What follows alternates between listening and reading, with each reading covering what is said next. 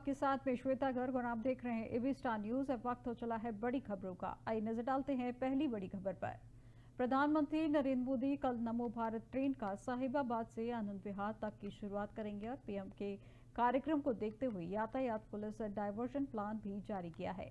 रविवार की सुबह 7 बजे से हिंडन एयरफोर्स स्टेशन प्रवेश द्वार से यूपी के गेट तक वाया मोहन नगर, वसुंधरा और वैशाली तक रूट डायवर्जन रहेगा। जहां एडीसीपी यातायात पीयूष सिंह ने बताया कि रविवार की सुबह 7 बजे से मोहन नगर से हिंडन एयरफोर्स स्टेशन प्रवेश द्वार के मध्य सभी प्रकार के वाहनों के आवागमन पर पूर्ण रूप से प्रतिबंध रहेगा। मोहन नगर से यूपी गेट प्रवेश द्वार तक हल्के, भारी व व्यावसायिक वाहन भी नहीं चला सकेंगे। वहीं करन गेट गोल चक्कर से हिंडन एयरफोर्स स्टेशन प्रवेश द्वार और रोटरी गोल चक्कर से नाग द्वार होकर हिंडन एयरफोर्स की ओर भी वाहनों के संचालन पर प्रतिबंध रहेगा। इन मार्गों पर वाहनों का संचालन रविवार की सुबह 7 बजे से कार्यक्रम समाप्ति तक बंद रहेगा। वहीं यातायात पुलिस सुबह 7 बजे हिंडन एयरफोर्स स्टेशन से वैशाली मेट्रो के तैनात रहेगी। वहीं इसके साथ ही 13.5 किलोमीटर क्षेत्र के मुख्य और संपर्क मार्गों पर बैरिगेटिंग की जाएगी। उन्होंने बताया कि मेरठ दिल्ली मार्ग पर वाहनों को संचालन जारी रहेगा।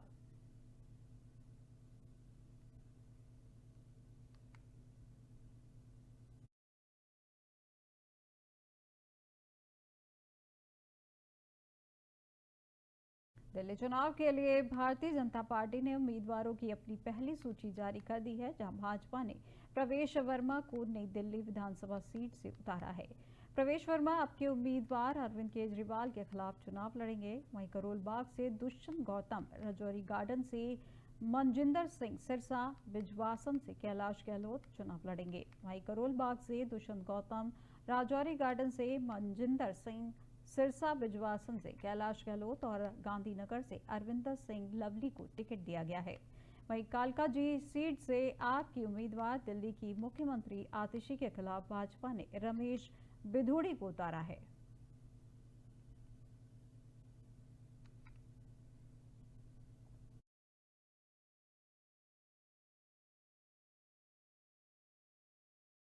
आम आदमी पार्टी के राष्ट्रीय संयोजक अरविंद केजरीवाल ने प्रेस कॉन्फ्रेंस कर एक और बड़ा ऐलान किया है। उन्होंने दिल्ली से लोगों से कहा कि गलत पानी के बिलों को ना भरें। जिन लोगों के गलत पानी के बिल आए हुए हैं उन्हें भरने की जरूरत नहीं है। वहीं चुनाव के बाद उनके गलत बिल माफ कर दिए जाएंगे। आगे अरविंद केजरीवाल ने कहा कि दिल्ली में हमारी सरकार पिछले 10 सालों से लोगों को मुफ्त पानी मुहैया करा रही है। वहीं 12 लाख से ज्यादा परिवारों को जीरो पानी का बिल आता है। लेकिन मेरे जेल जाने के बाद मुझे नहीं पता कि इन लोगों ने क्या किया। उन्होंने कुछ गलत किया और लोगों को हर महीने हजारों और लाखों रुपए का पानी का बिल आना शुरू हो गया। मैं सार्वजनिक रूप से और आधिकारिक तौर पर घोषणा करना चाहता हूं कि जिन लोगों को लगता है कि उनके बिल गलत है, उन्हें अपने पानी के बिल का भुगतान करने की जरूरत नहीं है। उन्हें इंतजार करना चाहिए। वहीं चुनाव के बाद आम आदमी पार्टी सरकार बनाएगी और हम उनके गलत बिल माफ करवाएंगे। यह मेरा सभी लोगों से वादा है और यह मेरी गारंटी है।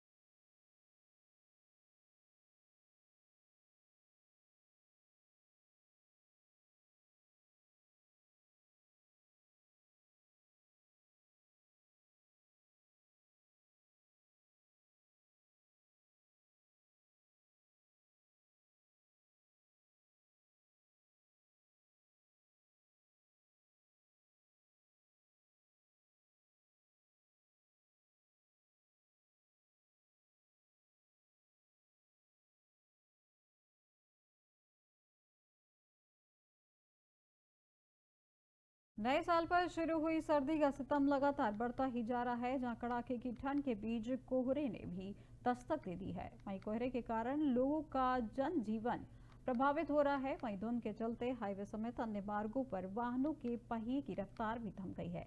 विमान और ट्रेन के मुसाफिरों पर कोहरे का कहर पड़ रहा है। वहीं दिल्ली एनसीआर में मौसम का मिजाज बदल चुका है। शनिवार सुबह से ही पूरे एनसीआर में घना कोहरा छाया हुआ है। वहीं कई जगहों पर दृश्यता जीरो तक पहुंच गई है। ऐसे में लोगों को सड़क पर गाड़ियों की फॉग लाइट जलानी पड़ रही है। वहीं कोहरे की वजह से रेलवे ट्रैक पर ट्रेनों की चाल थम गई है। कानपुर के यात्री ब्रिज किशोर वर्मा का कहना है कि कानपुर से आने वाली ट्रेन 6 घंटे देरी से चल रही है। वहीं 2-3 घंटे से स्टेशन पर इंतजार कर रहे हैं। उन्होंने बताया कि सभी ट्रेनें देरी से चल रही हैं। वहीं हवाई अड्डों पर विमानों की आवाजाही भी प्रभावित हुई है। इससे यात्रियों को बेहद परेशानियों का सामना करना पड़ा है। सर्दी का सितम लगातार जारी, जहां पर आपको तस्वीरें दिखाई जा रही हैं, जहां पर 6 तस्वीरें आपको दिखाई जा रही हैं, जहां पे दिल्ली, उत्तर प्रदेश, उत्तराखंड, जम्मू कश्मीर, हरियाणा और पंजाब की तस्वीरें दिखाई जा रही हैं। आप देख सकते हैं कि किस तरीके से दिल्ली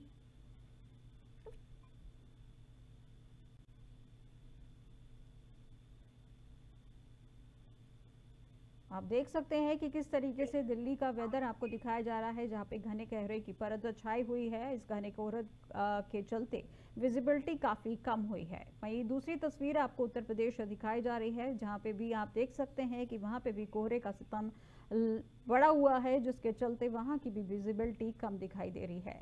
वहीं तीसरी तस्वीर आपको उत्तराखंड से दिखाई दे रही है, जहां पर ठंड के बढ़ते सितम के चलते लोग अलाव जलाकर हाथ तापने के लिए मजबूर हो गए हैं। इस बढ़ती ठंड के कारण लोगों का काम में करना मुश्किल हो गया है।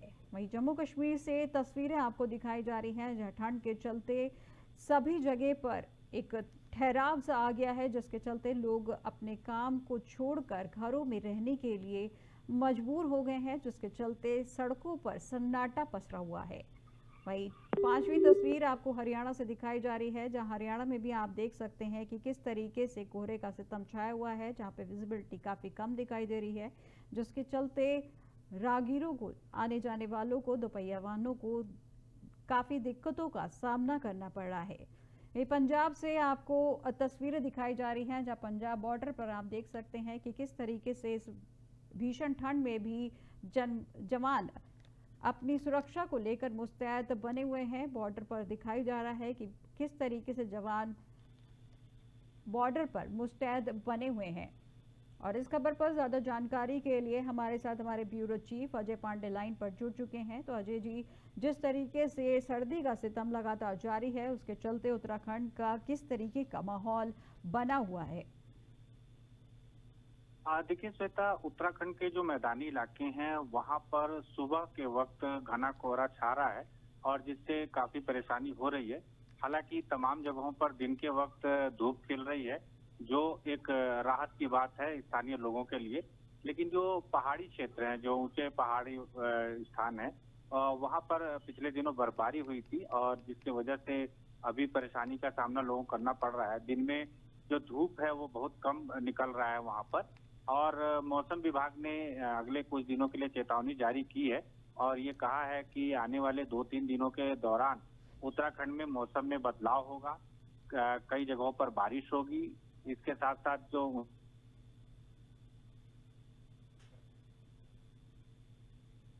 जी,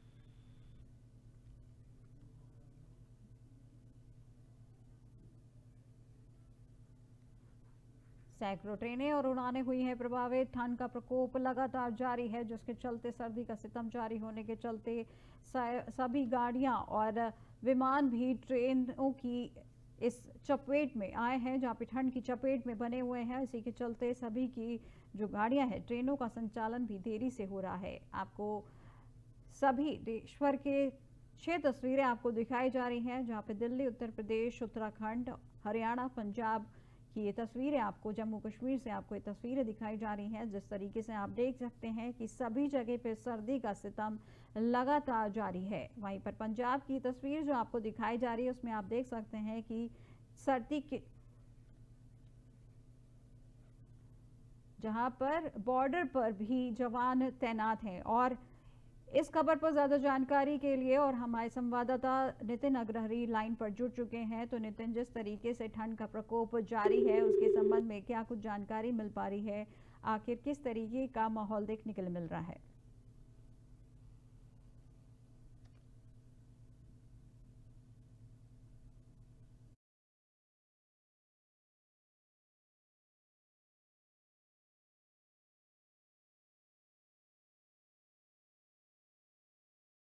जिसके चलते सर्दी के सितम लगातार जारी, जहां भीषण ठंड को लेकर कई राज्यों में अलर्ट दिया गया है। और इस खबर पर ज्यादा जानकारी के लिए हमारे संवाददाता नितिन अग्रहरी लाइन पर जुड़ चुके हैं। तो नितिन, जिस तरीके से सर्दी का सितम जारी है उसके चलते क्या कुछ जानकारी मिल पा रही है आपको? प्रदेश में किस तरीके का माहौल देखने के लिए मिल रहा है?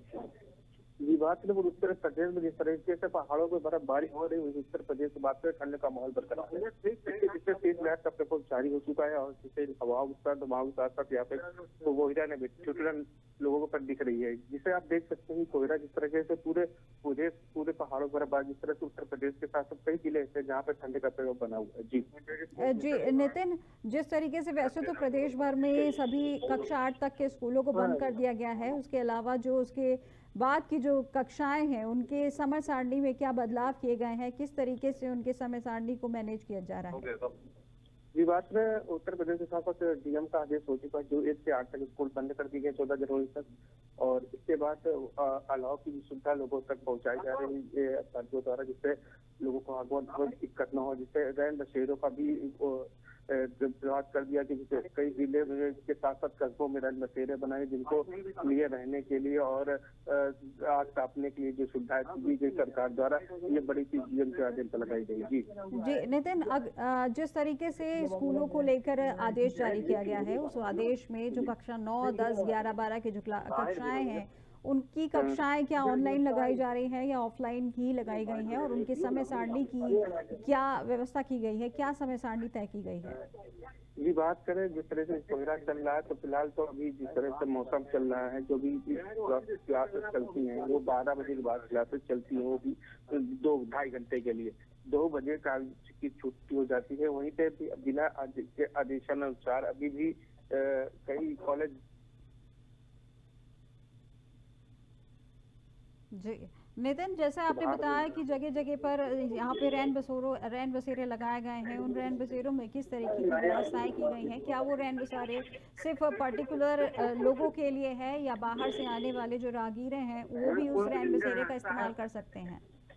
जी, रैन बसेरे की बात करें तो श्वेता जी, रैन बसेरा सभी के लिए है, चाहे वो गरीब तबके का लोग हो, चाहे बड़े तबके जो भी राहगीर हो, सबके लिए वो रैन बसेरा सभी के लिए उपलब्ध है। क्योंकि वहाँ की जो व्यवस्था चार की बात करें, बिल्कुल होटलों जैसी सुविधा वहाँ पे दी गई, जिसे रहने के लिए, खाने पीने के लिए सारी रैन बसेरे में की व्यवस्था है और अलाव की सुविधा कर दी गई है। आम आदमी भी वहाँ पे आके जाके आराम कर सकता है। जी, बहुत बहुत शुक्रिया नितिन हमारे साथ इस खबर पर जुड़ने के लिए। तो सर्दी का सितम लगातार जारी है, जिसके चलते सभी जगहों पे आप देख सकते हैं कि किस तरीके से सब जगह भारी कोहरे की चादर छाई हुई है और उसके चलते सबका जो कार्य शैली पर भी प्रभाव पड़ा है। इसके चलते लोगों का काम ठप हो रहा है। उसी के चलते वहाँ पे कई शासन प्रशासन द्वारा भी कई जगहों पे रैन बसेरे बनाए गए हैं ताकि लोगों को किसी भी तरीके की दिक्कत ना हो और जगह जगह पर अलाव जलाने की भी व्यवस्था की गई है।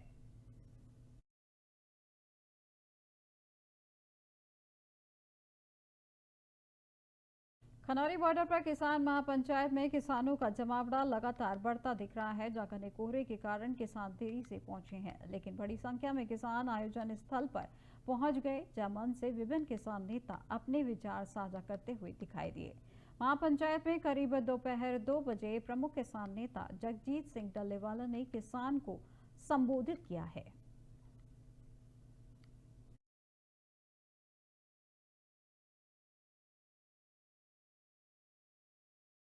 खबरों में फिलहाल बस इतना ही और देश दुनिया की तमाम जानकारी के लिए देखते रहिए एबी स्टार न्यूज। नमस्कार।